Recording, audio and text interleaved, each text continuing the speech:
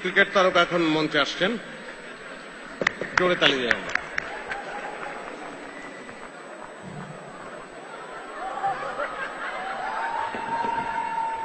না, মোটামুটি এই প্রথম একটি দোতলা পিচ দেখলাম, এবং এই দোতলা পিচ দিয়ে আমি অবশ্যই ট্রিপল সেঞ্চুরি করব। এবং আমার বিষয় একটু জোরে লাথি দাও তো, জোরে জোরে জোরে দাও দাও দাও। হ্যাঁ, আচ্ছা আমি আপনাকে ক্ষমা করে দিয়েছি, পা ধরতে হবে না না না, পা ধরার জন্য বলছি, আমি বলছি যে পিচটা কি অবস্থা, আমাকে তো সেঞ্চুরি করতে হবে অনেকগুলা। আচ্ছা সাজু, আপনি একটা কাজ একটু করতে পারবেন কাইন্ডলি কষ্ট করে? কি খুব গুরুত্বপূর্ণ কাজ। চলে যেতে পারবেন? মানে এটা অদ্ভুত কথাবার্তা। আপনার প্রস্তাব খুবই জরুরি, এবং আপনি যদি না যান তাহলে আমরা উইকেটের পেছনে আপনাকে বাঁধবো, কোনো ব্যাটসম্যান থাকবে না, এবং তাসকিন এবং মাশরাফিকে বলবো যে বল এমন ভাবে করবেন যে আগের রেকর্ড যেন ব্রেক হয়, এরকম সামনে কোনো ব্যাটসম্যান থাকবে না। ওকে, আসলে আমি বুঝতে পেরেছি। হ্যাঁ, কি আপাতত আউট, মানে আমাকে আউট করে দেওয়া হচ্ছে। আমি শুধুমাত্র আম্পায়ারকে, থার্ড আম্পায়ারকে বলতে চাই, প্লিজ নো বল দিয়ে আমাকে আবার রাখা হোক, আমি দরকার হলে আবার সেঞ্চুরি করব। যদি আউটও হয়ে থাকি প্লিজ নো বল দিয়ে আমাকে রাখুন, আমি সেঞ্চুরি করবো, আমি নিশ্চিতভাবে বলছি। কিন্তু তারপরেও আপনি আউট। আমি খুব সিরিয়াসলি বলছি, আপনাকে কিন্তু উইকেটের পেছনে বাধা হবে, এবং মাশরাফি রেকর্ড ব্রেক করবে, এরকম বল করবে, সামনে কোনো ব্যাটসম্যান থাকবে না। আরো ভেঙে বললে মানে ওদের তো কিছু কস্টিউম থাকে ক্রিকেটারদের, নানান, যাতে তাদের সংরক্ষিত বিভিন্ন অঙ্গ প্রত্যঙ্গ, সেগুলো আপনাকে দেওয়া হবে না, কিন্তু আমার বলটাই করা হবে।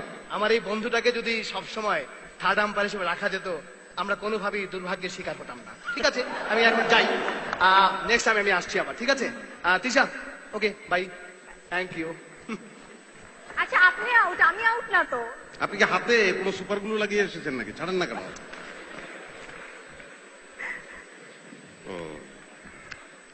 তো আমরা প্রত্যাশা করছি মাশরাফিকে, আমরা প্রত্যাশা করছি তাসকিনকে, এবং তারা দুজন মঞ্চে ঢুকছেন, আমরা জোরে তালি দেই, প্রচন্ড জোরে। খাটু ক্রিকেটারদের আনলে ভালো হতো, কোলাকুলিতে ব্যাপক অসুবিধা হচ্ছে। মাশরাফি আমাদের দল। আপনি বলুন, আপনি বলুন। আমি লাস্ট শুরু করুন। আমি টি-20 খেলা দেখতে গেলাম, আমি খুবই ভয়ে ভয়ে খেলা দেখতে যাই, কারণ আমি একটু খেলা দেখার ক্ষেত্রে অপয়া ধরনের। কিন্তু বাংলাদেশ জিতলো, জেতার পরে আমি খুব তড়িঘড়ি করে চলে আসলাম মাশরাফির ভয়ে। মুশফিকের সঙ্গে দেখা হয়েছে এবং কোলাকুলি হলো, মাশরাফির ভয়ে চলে আসলাম, কারণ এই যে বুকে বুকে যে ধাক্কাটা, আমার মনে হচ্ছিল যে এই ধাক্কাটা মাশরাফি আমাকে মারতে পারে, এবং সেটা আসলে আমি সামলাতে পারবো না, তার জন্য আসলে বোধহয় ট্রেনিং লাগবে। প্লিজ মাশরাফি। আমি কি বলবো, আপনি বলুন। আচ্ছা আমাকে মানে তার সকল কথা আমাকে বলতে হবে, আমি কি দোভাষী নাকি? যেহেতু বলেননি, তাহলে আমি আপনাদেরকে একটা কঠিন, আপনাদের কাছে আমি কঠিন একটা পরীক্ষা নিতে চাই। তাসকিন ভাইয়ের কাছে নেই। জি বলেন। আমি কিন্তু পরীক্ষার কথা বলেছি, আমি কিন্তু বলি নাই যে মেয়ে দেখতে যেতে হবে।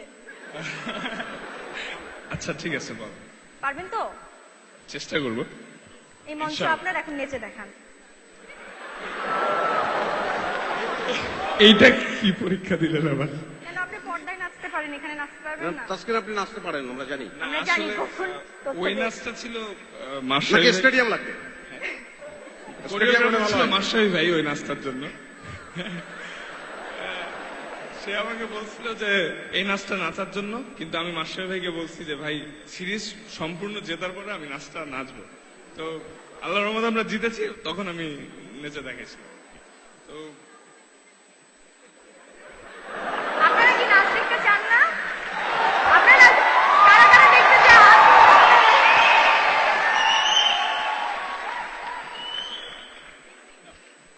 নাচো। নাচো। মিউজিক লাগবে? সাকিব ভাই আপনার গানে।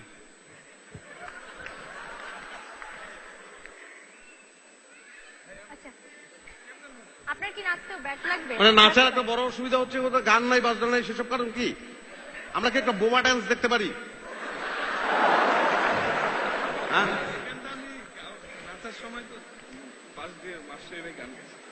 ও আচ্ছা, আমি গান গাইনি, গান গাইছে অন্যরা, আমি গান গাইনি। আমি শুধু কোরিওগ্রাফ করেছি, আর কিছু না। আচ্ছা ডিজাইনার করে। আচ্ছা, উনি বলেছে মাশরাফি ভাই গান গাইলে উনি নাচবে, তাহলে তো ভালোই তো। আপনি গান গাওয়া শুরু করেন, উনি নাচুন। আমি গান গাইতে পারি না, আমি এমনি গান গাওয়া শুরু করি। আচ্ছা, নাচ না হলে আমরা অ্যাটলিস্ট উড়ন্ত কোলাকুলিটা দেখতে পারি। ওটা দেখতে তো পারি। উড়ন্ত যে ঈদ মোবারক করেছিলেন আপনারা স্টেডিয়ামে, আপনি যান ওদিকে। নাকি অন্য কাউকে চাচ্ছেন?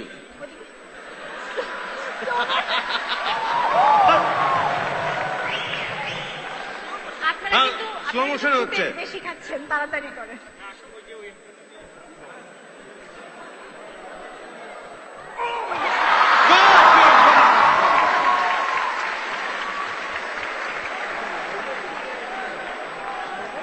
ভালো, আমাদের One সম্পদ more, এবং one তাদের more. এত সহজ দেখতে খুব ভালো লাগছে। One more. আসলে এটা তো মাঠ না, এই জন্য একটু আচ্ছা, যা হচ্ছে সেটা আরেকবার। স্টেডিয়াম না হয় সমস্যা হচ্ছে না? হ্যাঁ, অবশ্যই। এবং এটা আমি প্রথমে বলছিলাম আর যে এগুলো- ওইটা তো একটা উত্তেজনা থাকে wicket পায়। এবং প্রথম আলো উচিত ছিল কিন্তু কিছু ঘাস রাখা অ্যাটলিস্ট। ওইখানে অ্যাটলিস্ট আপনি ব্যাটিং করতেন, ও বল করতো, আচ্ছা, ঘাস নাকি রেখেছিল? out করার পরে হয়তো তাহলে কি হবে না, নাচটা হবে না? আরেকবার। strike।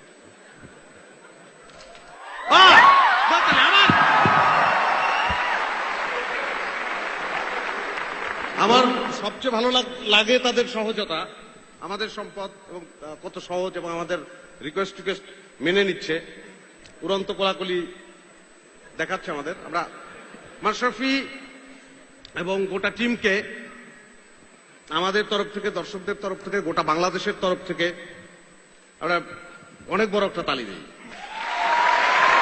একটু বেশি বড়।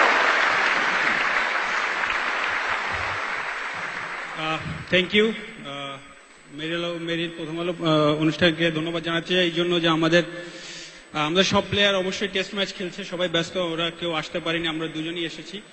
আর সরি এই জন্য বলতে চাই, আমরা স্টেজে স্পোর্টিং থাকতে পারিনি, কারণ আসলে এটা আমাদের জন্য অন্য ধরনের এক্সপেরিয়েন্স ডেফিনেটলি। আর আমাদের অনেক সম্মানীয় ব্যক্তিবর্গরা এখানে আছেন, ডেফিনেটলি আমার নিজস্ব আমার অনেক ফ্যান, আমি অনেক মানুষের ফ্যান এখানে, তারাও আছেন। তো আমি আপনাদেরকে I am really honoured two B here. আমাদের জন্য দোয়া করবেন, আমরাও ইনশাল্লাহ দোয়া করি আপনারা আরো ভালো ভালো কিছু করেন এবং আমাদের দেশকে আমরা সামনে এগিয়ে নিয়ে যাবো ইনশাল্লাহ।